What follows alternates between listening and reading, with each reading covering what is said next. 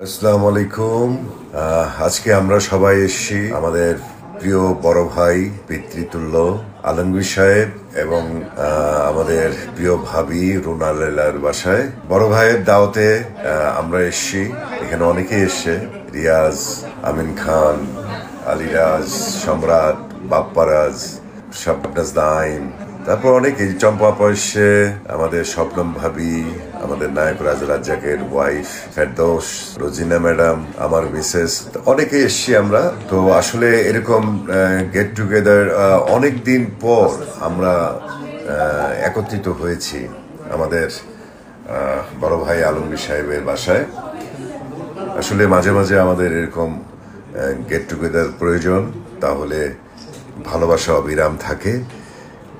আমরাও ইনশাল্লাহ চাই যে বড় ভাইয়ের এই ধারাটাকে বজায় রাখতে, যে মাঝে মাঝে আসলে আমরা আমাদের মধ্যে যাদের এক মন এক আত্মা, আমরা একসঙ্গে আড্ডা মারব, মনের কথাগুলো প্রকাশ করব।